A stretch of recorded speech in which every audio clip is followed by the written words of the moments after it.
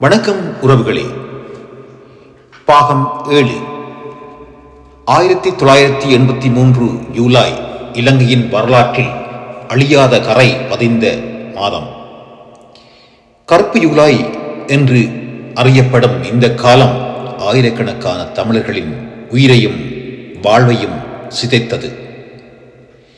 இது ஒரு இன வன்முறையின் உச்சமாக வரலாற்றில் பதிந்துள்ளது. 1983 ஜூலை 23 யாழ்ப்பாணம் அருகிலுள்ள திருநெல்வேலியில் தமிழீழ விடுதலை புலிகளால் நடத்தப்பட்ட கண்ணிவெடி தாக்குதலில் 13 இராணுவத்தினர் கொல்லப்பட்டனர். இந்த சம்பவம் விரைவில் நாடு முழுவதும் பெரும் வன்முறைக்கு ஆளாகியது. ஜூலை 24 முதல் கொழும்பு உள்ளிட்ட பல பகுதிகளில் தாக்குதல்கள் ஆரம்பமானது. தமிழர்களின் வீடுகள் மற்றும் கடைகள் திட்டமிட்டு அடையாளம் காணப்பட்டன. வாக்காளர் பட்டியல்கள் பயன்படுத்தப்பட்டதாக பல சாட்சிகள் கூறுகின்றன. அரசியல் ஆதரவு இருந்ததாக கூறப்படும் கும்பல்கள் இந்த வன்முறையில் ஈடுபட்டனர். இந்த தாக்குதல்கள் நாடு முழுவதும் விரிவடைந்தன.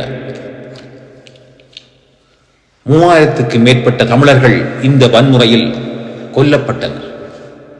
18,000க்கு மேற்பட்ட வீடுகள் மற்றும் 5,000க்கு அதிகமான வணிக நிலையங்கள் அழிக்கப்பட்டன. 90,000 முதல் 15,000 பேர் வரை தங்கள் வீடுகளை விட்டு இடம்பெயர்ந்தனர். கொழும்பில் உள்ள வெலிக்கடை சிறையில் தமிழ் கைதிகள் 2 கட்டங்களாக படுகொலை செய்யப்பட்டனர்.